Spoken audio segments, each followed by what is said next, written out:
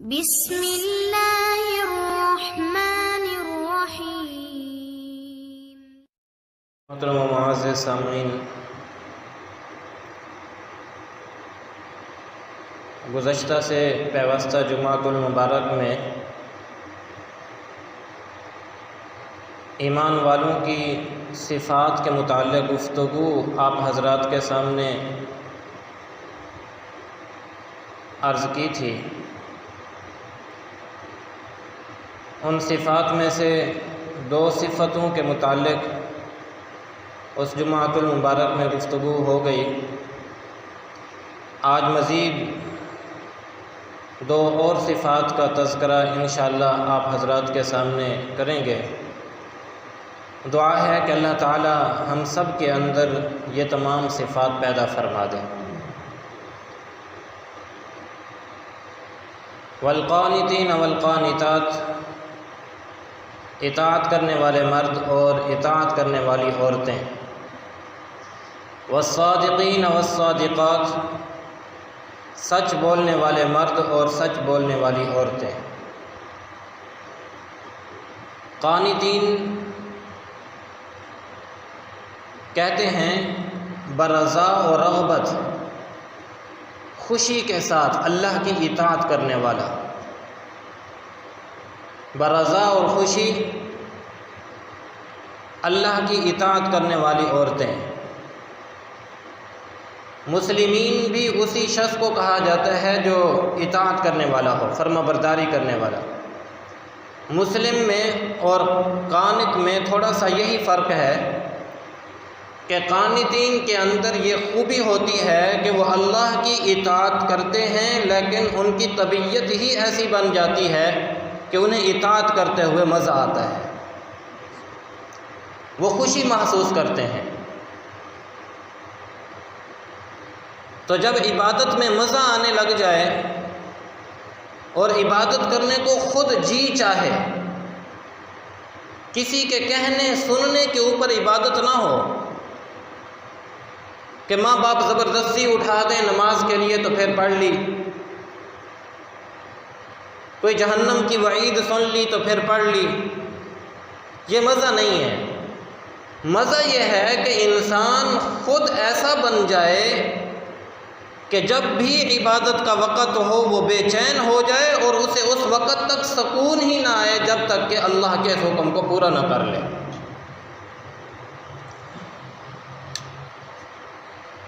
تو اس کو قانت کہا جاتا ہے۔ آج ہماری جو عبادات ہیں وہ خوشنودی کی بنا پر نہیں ہیں۔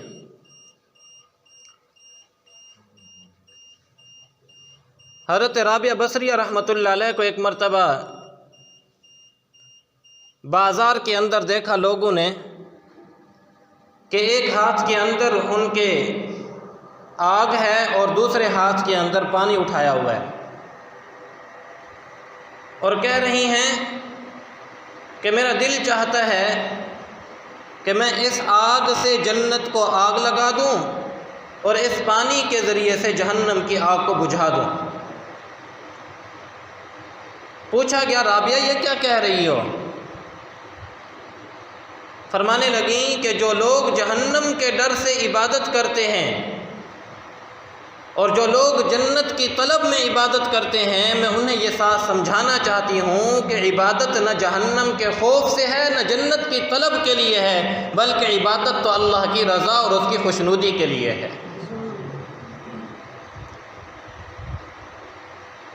تو اپنی مرضی کے ساتھ، خوشنودی کے ساتھ اور دل جمعی کے ساتھ طبیعت ہی ایسی بن جائے کہ انسان کو عبادت کرتے ہوئے لذت محسوس ہو۔ تو قانتین اور قانتات یہ ایک خاص صفت ہے ایمان والوں کی کہ وہ برضا اور رغبت اور خوشی کے ساتھ اللہ کی اطاعت کرنے والے ہوتے ہیں اور کرنے والی ہوتی ہیں۔ اس کے بعد تیسری صفت فرمایا والصادقین والصادقات، سچ بولنے والے مرد اور سچ بولنے والی عورتیں۔ یاد رکھیے جس طرح درخت کا ایک تنا ہوتا ہے یا ہر عمارت کے لیے پلر ہوتے ہیں، تو یوں ہی سچ دین اسلام کا وہ پلر ہے یا وہ تنا ہے کہ جس طرح درخت بغیر تنے کے نہیں ٹھہر سکتا، جس طرح عمارت بغیر ستون کے کھڑی نہیں ہو سکتی، اسی طرح دین اسلام میں اگر سچ نہ ہو تو پھر ایسے آدمی کا دین کھوکھلا اور کمزور ہوتا ہے، اپنی عبادات کی تعمیر اس کے اوپر نہیں کر سکتا وہ۔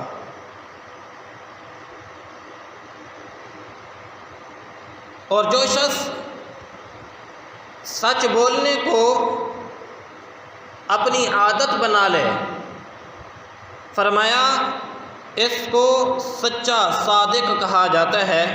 فمن اصدق بالاقوال فهو صادق، جو اپنے اقوال کو اپنی باتوں کو سچا بنا لے ایسے سچ کو کیا کہا جاتا ہے؟ صادق۔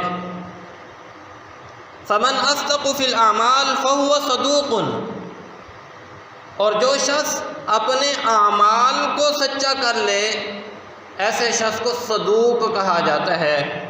فمن اصدق فی الاعمال والاحوال فهو صدیق، جو شخص اپنے اعمال اور احوال کو سچا کر لے ایسا شخص صدیقیت کے مرتبے پر فائز ہو جاتا ہے۔ آپ اندازہ لگائیں کہ صدیقیت کا مقام کتنا بلند ہے کہ نبی کے بعد جس کا درجہ ہے وہ مقام صدیقیت کا ہے۔ انسان اپنی لائف کے اندر میکسیمم ہائٹ، یعنی جو انسان سوچ سکتا ہے، جس مقام کو سوچ سکتا ہے، اس کی انتہا مقام صدیقیت پر ہوتی ہے۔ گویا سچ بولنے والے کو اللہ تعالیٰ وہ مقام صدیقیت عطا فرما دیتے ہیں۔ قرآن مجید میں اللہ تعالیٰ نے ذکر فرمایا اولئک الذین انعم اللہ علیہم من النبیین والصدیقین، نبی کے بعد کس کا ذکر فرمایا؟ صدیقین کا۔ شہداء اور صالحین کا مقام بعد میں ذکر فرمایا۔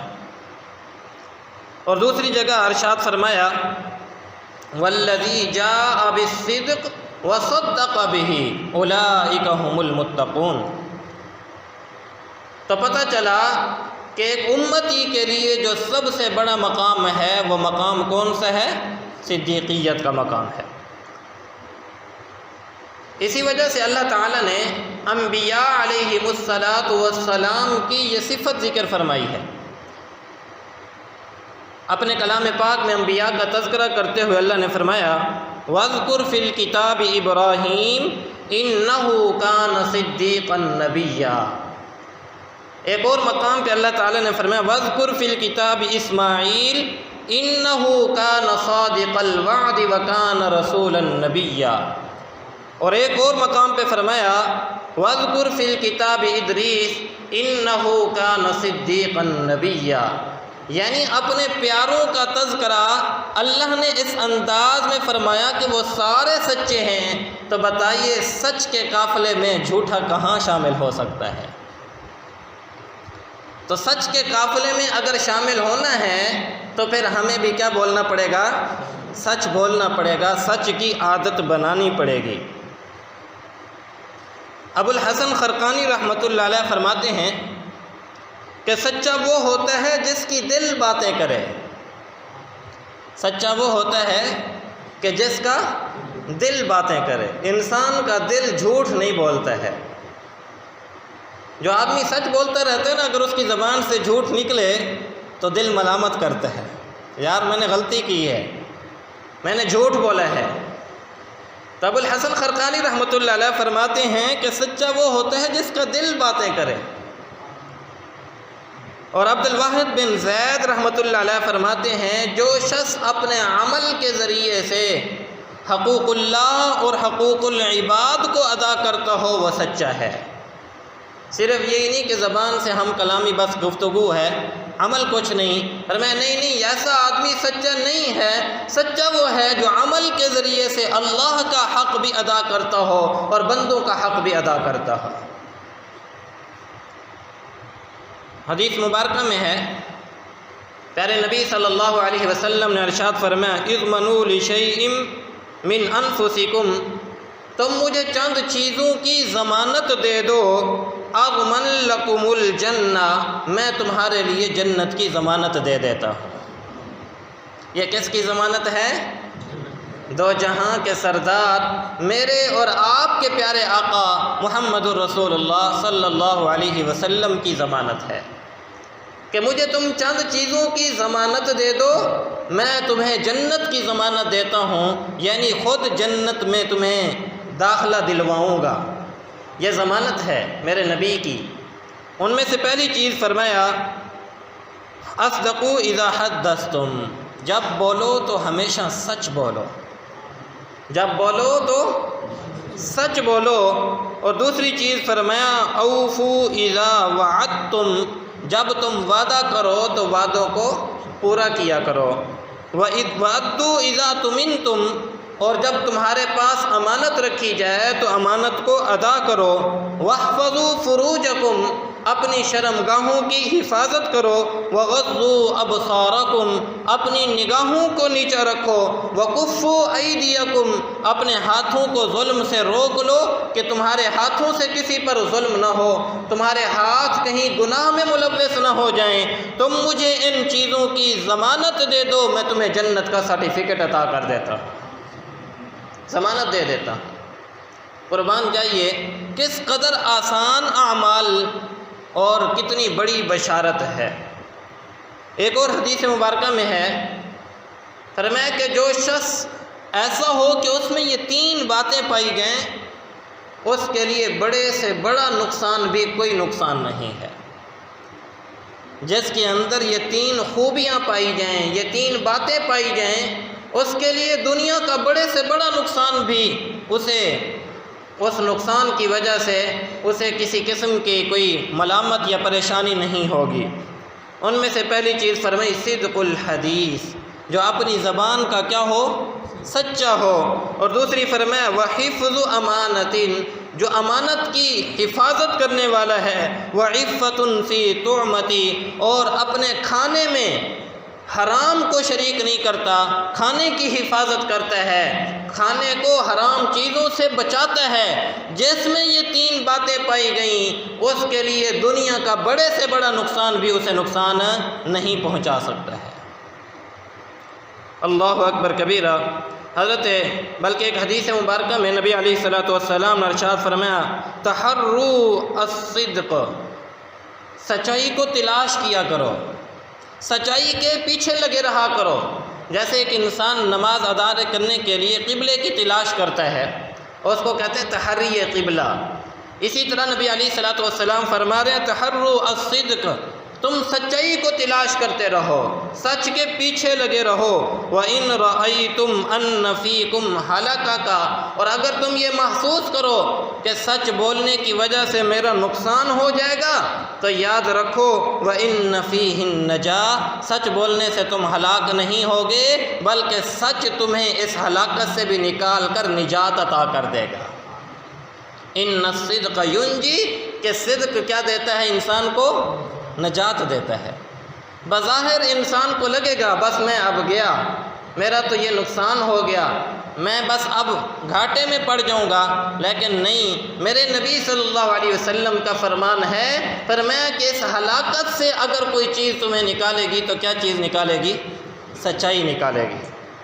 حضرت عبداللہ ابن عباس رضی اللہ تعالی عنہ فرماتے ہیں کہ جس انسان کے اندر چار خصلتیں، چار عادتیں پائی جائیں، ایسا انسان فلاح پا جاتا ہے، کامیاب ہو جاتا ہے۔ فلاح کس کو کہتے ہیں؟ ایسی کامیابی جس کے بعد ناکامی نہ ہو، ایسا اللہ کا قرب کہ جس کے بعد دوری نہ ہو، ایسا مقام کہ جس کے بعد ذلت نہ ہو، اس کو کیا کہا جاتا ہے؟ فلاح کہا جاتا ہے۔ تو فرمایا کہ جس کے اندر چار عادتیں ہوں گی، وہ شخص ضرور فلاح پائے گا۔ پہلی چیز فرمایا الصدق، کیا بولنا؟ سچ بولنا۔ یہ انسان کو کیا عطا کرتا ہے؟ فلاح عطا کرتا ہے۔ دوسری چیز فرمائی حیا، کیا چیز فرمائی؟ حیا۔ اور تیسری چیز فرمائی حسن خلق، اور چوتھی چیز فرمائی کہ شکر ادا کرنا۔ جس میں یہ 4 عادتیں ہوں گی وہ شخص ضرور کامیاب ہوگا۔ اللہ اکبر۔ امام غزالی رحمۃ اللہ علیہ فرماتے ہیں کہ صدق کے کچھ مراتب ہیں۔ پہلی چیز فرماتے ہیں صدق لسان، انسان زبان کا کیا ہو؟ سچا ہو۔ صدق لسان یہ پہلا مرتبہ ہے، یعنی یہ پہلی سیڑھی ہے کہ انسان زبان کا سچا ہو۔ اور دوسری چیز فرمائی صدق نیت، زبان کی سچائی کے ساتھ ساتھ انسان کی نیت بھی کیا ہونی چاہیے؟ سچی ہونی چاہیے۔ ایک انسان بول تو سچ رہا ہے لیکن نیت کے اندر فتور ہے، عمل تو ٹھیک کر رہا ہے لیکن عمل کے نیت کے اندر اس کے فتور ہے۔ مثال کے طور پر ہم نماز اس لیے پڑھ رہے ہیں کہ تاکہ لوگوں کو دکھائیں، اب عمل تو ٹھیک ہے لیکن نیت کے اندر کیا پڑ گیا؟ فتور پڑ گیا۔ میں بیان کر رہا ہوں، اب اس بیان کے کرنے سے میری زبان کی باتیں تو ٹھیک ہیں لیکن میری اگر نیت کے اندر کیا ہو؟ فتور ہو کہ لوگ مجھے بڑا عالم بڑا واعظ کہیں، تو مجھے بتائیے پھر میری بات یا میرا عمل کسی کھاتے کا ہے؟ کسی کھاتے کا نہیں۔ اس لیے فرمایا کہ صدق لسان کے بعد دوسرا مرتبہ یہ ہے کہ انسان کی نیت بھی سچی ہونی چاہیے۔ اور تیسری چیز فرمائی صدق عزم، تیسرا مرتبہ کہ انسان ارادہ کر لے تو اپنے ارادے کا پکا ہو، اپنے ارادے کا کیا ہو؟ پکا ہو، جو ارادہ کرے اس کے اوپر وہ پکا ہو جائے۔ اور چوتھا مقام فرماتے ہیں صدق وفاء عزم، جو انسان ارادہ پکا کر لے تو پھر اس ارادے کو پورا کرنے کے لیے بھی انسان اس کے اندر سچائی اختیار کرے۔ حضرت انس رضی اللہ تعالی عنہ کے چچا ہیں غالباً حضرت نضر بن حارث رضی اللہ تعالی عنہ، یہ غزوہ بدر میں شریک نہیں ہو سکے تھے، اور بھی بہت سارے کچھ صحابہ ایسے تھے جو غزوہ بدر میں شریک نہ ہو سکے۔ اللہ تعالیٰ نے ان کے بارے میں قرآن میں تذکرہ فرمایا، انہوں نے ارادے کیے کہ آئندہ اگر جنگ ہوگی تو ہم دکھا دیں گے کہ کس طرح لڑا جاتا ہے۔ اللہ تعالیٰ فرماتے ہیں فَمِنْهُمْ رِجَالٌ صَدَقُوا مَا عَاهَدُوا اللَّهَ عَلَيْهِ، ان میں سے کچھ مرد تو ایسے ہیں کہ انہوں نے جو اللہ سے وعدے کیے تھے ان وعدوں کو انہوں نے سچا کر دکھایا۔ فَمِنْهُمْ مَنْ قَضَى نَحْبَهُ وَمِنْهُمْ مَنْ يَنْتَظِرُ، ان میں سے بعض تو وہ ہیں جو اپنے وعدوں کو پورا کر گئے، اور کچھ ایسے ہیں جو ارادہ کر رہے ہیں کہ آئندہ جب جنگ ہوگی تو ہم اپنے وعدوں کو پورا کر دکھائیں گے۔ یہ ان کے ارادے تھے اور انہوں نے اپنے ارادوں کو پایہ تکمیل تک پہنچا کر دکھایا۔ صحابہ فرماتے ہیں کہ وہی صحابی جو ارادہ کر رہے تھے کہ آئندہ جنگ ہوگی تو ہم جنگ کر کے دکھائیں گے، غزوہ احد میں صحابہ حضرت صفیہ رضی اللہ تعالی عنہا جو ان کی بہن تھیں، انہوں نے نضر بن حارث کو انگلیوں کے پوروں سے پہچانا کہ جسم پر اتنے نشانات تھے کہ لڑائی کرتے کرتے اللہ کے راستے میں اس قدر زخمی ہو گئے کہ پہچانے ہی نہیں جاتے تھے۔ یہ تھے اپنے وعدوں کو کیا کرنے والے؟ اپنے عزم کو پورا کرنے والے، جو ارادہ کر لیا پھر اس کے اوپر ایسے ڈٹ گئے اور اس کو پورا کرنے کے لیے اپنی جانوں کو قربان کر گئے۔ تو یہ ہے کہ صدق وفاء عزم۔ امام غزالی فرماتے ہیں کہ پانچواں ہے صدق اعمال، یہ پانچواں مقام ہے صدق اعمال، کہ انسان اپنے اعمال کے اعتبار سے بھی سچا ہو۔ اعمال کے اعتبار سے سچا کیسے؟ کہ جیسی کیفیت انسان کی جلوت میں ہے ویسی ہی انسان کے اعمال کی کیفیت خلوت میں بھی ہو۔ اب یہ تو نہیں کہ لوگوں کے سامنے تو بڑی لمبی چوڑی نمازیں ہیں اور جب تنہائی میں جاتا ہے تو گناہ ہیں، لوگوں کے سامنے تو نیک اور متقی ہیں لیکن جب تنہائی میں جائیں تو گناہ ہیں، تو یہ انسان سچا نہیں ہے۔ یہ دو رنگا ہے، دو رنگی چھوڑ دے یک رنگ ہو جا، یا سراسر موم ہو جا یا سنگ ہو جا۔ دو رنگی کسی کو بھی پسند نہیں۔ جب انسانوں کو پسند نہیں تو مجھے بتائیے اللہ کو کیسے پسند ہو سکتی ہے؟ تو اس لیے امام غزالی رحمۃ اللہ علیہ فرماتے ہیں 5واں مرتبہ صدق کا یہ ہے کہ انسان اعمال کے اعتبار سے سچا ہو، اور چھٹی چیز ہے صدق مقامات۔ صدق مقامات یعنی جو اپنے اعمال، احوال، نیت اور اقوال کو درست کر لیتا ہے، اللہ تعالیٰ اسے صدق مقامات یعنی صدیقیت کا مقام عطا فرما دیتے ہیں۔ دعا کریں کہ اللہ تعالیٰ ہم سب کو یہ مقام اور مرتبہ عطا فرمائے۔ وہب بن منبر رحمۃ اللہ علیہ جلیل القدر صحابی میں سے ہیں، اور یہ تورات اور انجیل کے بھی بہت بڑے عالم تھے۔ وہ فرماتے ہیں کہ میں نے تورات کے حاشیے میں یہ بات پڑھی کہ 22 باتیں ایسی تھیں جو بنی اسرائیل کے عابدین اور زاہدین اپنی مجلسوں میں لوگوں کے سامنے ان باتوں کا وعظ فرمایا کرتے تھے۔ بنی اسرائیل کے عابدین اور زاہدین اپنی مجلسوں کے اندر ان باتوں کا تذکرہ فرمایا کرتے تھے۔ میں اگر ان 22 باتوں کا ذکر کروں تو بات بہت لمبی ہو جائے گی۔ ان باتوں میں 22 باتوں میں ایک چیز جس کا تذکرہ سب سے زیادہ ہوتا تھا، فرمایا صدق سے زیادہ نصیحت کرنے والی کوئی اور چیز نہیں ہو سکتی، کہ سچائی انسان کو سب سے زیادہ نصیحت کرنے والی ہے۔ اس لیے یہ صدق جو ہے یہ تمام امتوں کے اندر ہی صرف نہیں بلکہ حیوانوں کے اندر اور چرند پرند کے اندر بھی سچائی مسلم حقیقت ہے۔ علامہ ابن قیم رحمۃ اللہ علیہ فرماتے ہیں کہ ایک مرتبہ میں نے دیکھا کہ ایک چونٹی اپنے منہ کے اندر دانہ اٹھائے ہوئے لے جا رہی تھی، تو فرماتے میں نے وہ چونٹی سے دانہ کھینچ لیا، اٹھا کے رکھ لیا، ایک سائڈ پہ رکھ دیا۔ اب وہ چونٹی گھومتی رہی، پھر اس دانے پر پہنچ گئی۔ میں نے پھر وہ دانہ اٹھایا، دوسری جگہ پہ رکھ دیا، وہ چونٹی پھر گھومتی رہی، وہاں پہ پھر اس دانے پر پہنچ گئی۔ اب میں نے دانہ 2-3 مرتبہ اس طرح کرنے کے بعد وہ دانہ میں نے اٹھا لیا۔ اب اس نے بڑا تلاش کیا، اسے وہ دانہ ملا نہیں۔ لیکن آپ جانتے ہیں کہ چیونٹیوں کے اندر سونگھنے کی حس بہت زیادہ ہوتی ہے۔ فرماتے ہیں جب اس نے بہت تلاش کیا تو میں نے وہ دانہ وہیں پہ رکھ دیا۔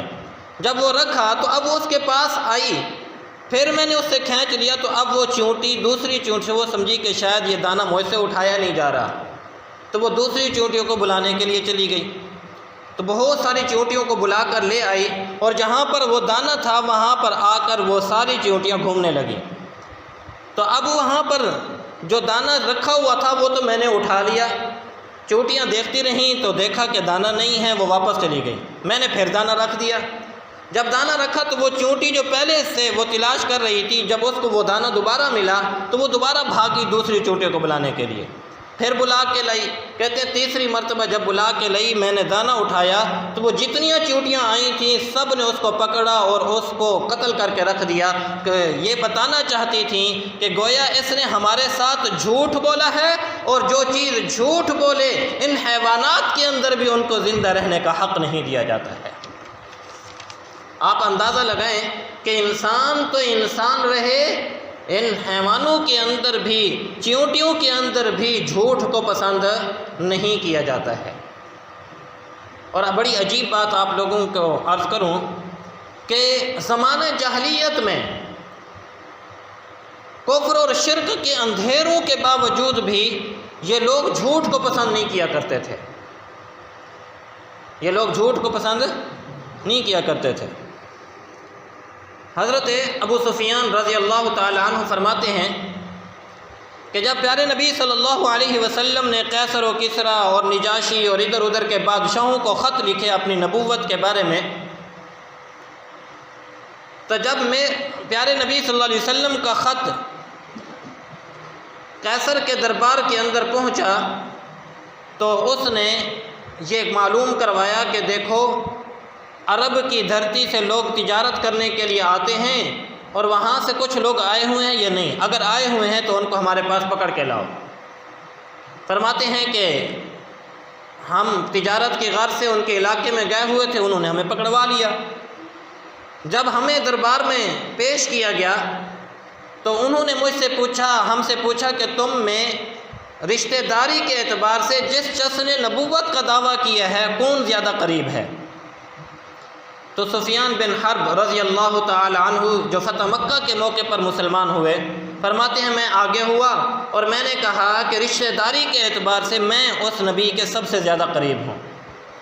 تو انہوں نے میرے ساتھ قافلے کے اندر جتنے لوگ شریک تھے ان کو پیچھے بٹھا دیا، مجھے آگے بٹھا دیا، اور یہ بٹھانے کا مقصد یہ تھا کہ اگر یہ جھوٹ بولے گا تو اس کے پچھلے ساتھی جو ہیں اس کے خلاف گواہی دیں گے۔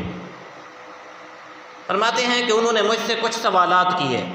پہلا سوال یہ تھا کہ بتاؤ جس شخص نے نبوت کا دعویٰ کیا ہے وہ کس چیز کی تعلیم دیتا ہے؟ فرماتے میں نے سچ بتا دیا کہ وہ ہمیں نیکی کی دعوت دیتا ہے، اچھائی کی دعوت دیتا ہے، زنا سے روکتا ہے، شراب سے روکتا ہے، فلاں چیز سے منع کرتا ہے۔ پھر میں نے ان سے پوچھا، پھر اس نے مجھ سے پوچھا کہ یہ بتاؤ کہ وہ حسب نسب کے اعتبار سے تم میں کیسا ہے؟ تو میں نے کہا وہ حسب نسب کے اعتبار سے ہم میں سب سے زیادہ اعلیٰ ہے۔ تیسرا سوال اس کا یہ تھا کہ مجھے بتاؤ تمہاری اور اس کی آپس میں کبھی جنگیں بھی ہوئی ہیں؟ تو فرماتے ہیں کہ میں نے کہا کہ ہاں ہماری جنگ بھی ان کے ساتھ ہوتی رہی ہے، کبھی اس کا پلہ بھاری ہو جاتا ہے، کبھی ہمارا پلہ بھاری ہو جاتا ہے۔ آخری سوال یہ تھا کہ تمہارا اس کے ساتھ کوئی معاہدہ بھی ہوا ہے؟ فرماتے ہیں ہاں ہمارا ان کے درمیان ابھی معاہدہ صلح حدیبیہ چل رہا تھا، کہ ہمارا ان کے درمیان معاہدہ چل رہا ہے صلح حدیبیہ کا۔ فرمایا کبھی تم نے اس وعدے کو توڑتے ہوئے بھی ان کو دیکھا؟ فرمایا خدا کی قسم آج تک نہ ہم نے ان کو جھوٹ بولتے دیکھا ہے نہ وعدے کی خلاف ورزی کرتے ہوئے دیکھا ہے۔ یہ گواہی کون دے رہا ہے؟ ایک کافر، کس کے بارے میں؟ میرے نبی کے بارے میں۔ اچھا جو بات میں عرض کرنے لگا ہوں وہ یہ کہ سفیان بن حرب جب واپس لوٹ کر آیا تو لوگوں نے سفیان بن حرب سے پوچھا، یہ ابھی تک مسلمان نہیں، میرے نبی کا دشمن ہے، غزوہ بدر میں میرے نبی کے خلاف آیا، احد میں بھی میرے نبی کے خلاف آیا، اور جب آپ صلی اللہ علیہ وسلم عمرہ کرنے کے لیے تشریف لائے تو یہ مخالفت کرنے میں بھی سب سے آگے تھا۔ تو کسی نے سفیان بن حرب سے پوچھا سفیان جھوٹ بول دیتے؟ وہاں کون بتانے والا تھا کہ تم جھوٹ بول رہے ہو؟ سنیے ذرا ایمان والو، ذرا دل کے کانوں سے ایک کافر، اس وقت کے کافر کی بات سنیے، وہ کیا کہہ رہا ہے؟ کہنے لگا کہ اگر میں جھوٹ بول دیتا تو میری قوم والے سمجھتے کہ ہماری قوم کا سردار جھوٹا ہے، اور جو جھوٹا ہوتا ہے اسے سردار بننے کا لائق نہیں ہوا کرتا۔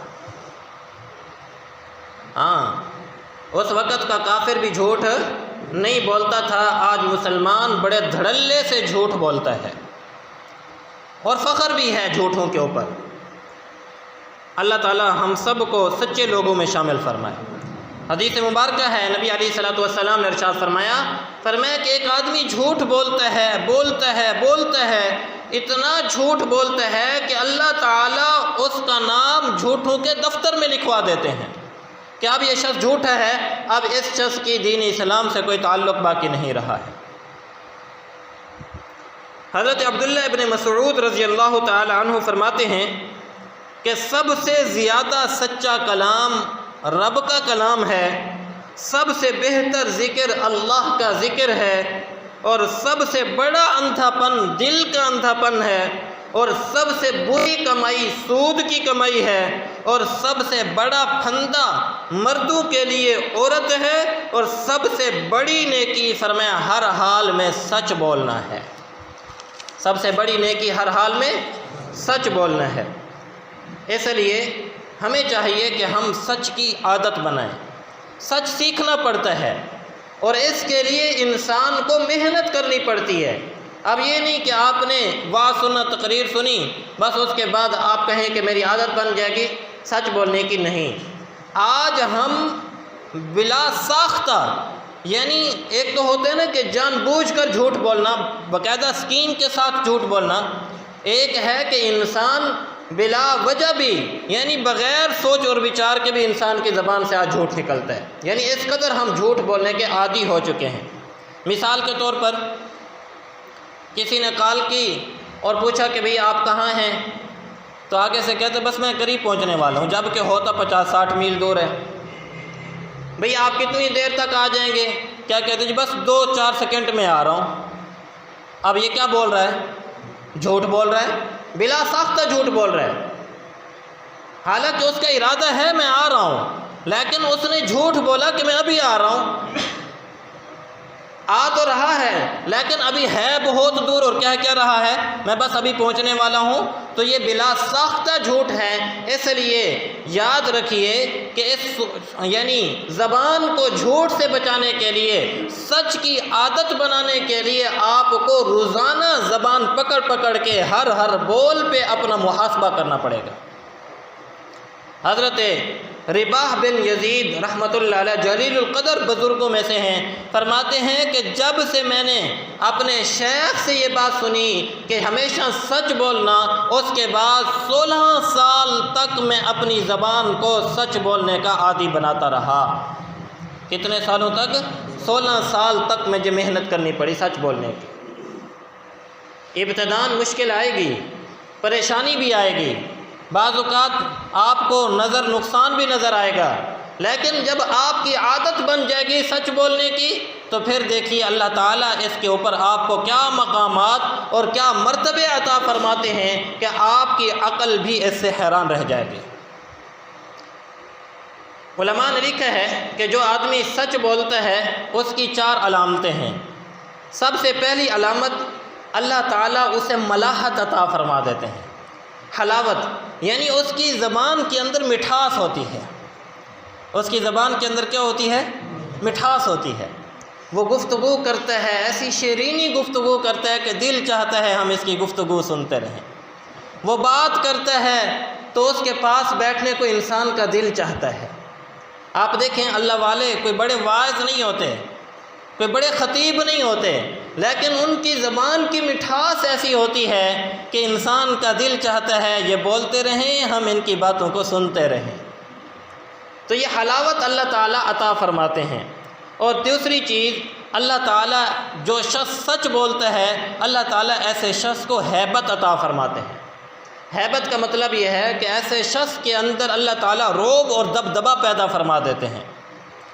اللہ والوں کے پاس کوئی تلوار یا کوئی ایسی چیز نہیں ہوتی ہے۔ نبی علیہ الصلوۃ والسلام کی ملاحت، آپ صلی اللہ علیہ وسلم کی نرمی کون پیدا کر سکتا ہے؟ لیکن میرے نبی کا رعب اور دبدبہ اتنا تھا، صحابہ فرماتے ہیں ہماری ہمت ہی نہیں ہوتی تھی نبی کے سامنے کوئی بات کرنے کی۔ یہ ہیبت ہوتی ہے۔ اور آپ صلی اللہ علیہ وسلم نے ارشاد فرمایا نصرت فی الرعب، رعب کے ذریعے سے اللہ تعالیٰ نے میری مدد فرمائی، دشمن 1 میل کے فاصلے پر بھی میرے رعب اور دبدبے کی وجہ سے مجھ سے ڈرتا ہے۔ آپ دیکھیں نیک لوگ جو ہوتے ہیں اللہ تعالیٰ انہیں یہ چیز بھی عطا فرماتے ہیں، ہمیشہ سچ بولنے والے کو یہ چیز اللہ تعالیٰ عطا فرماتے ہیں۔ اور تیسری چیز علماء فرماتے ہیں کہ ایسے شخص کے چہرے پر ملاحت ہوتی ہے، شگفتگی ہوتی ہے، چہرے کے اوپر اللہ تعالیٰ تازگی، تر و تازگی پیدا فرما دیتے ہیں کہ جس کے چہرے کو دیکھنے سے ہی انسان کے ایمان کو جلا ملتی ہے۔ اس لیے جو شخص جھوٹا ہوتا ہے اس شخص کے چہرے پر کبھی بھی نور نہیں ہوگا۔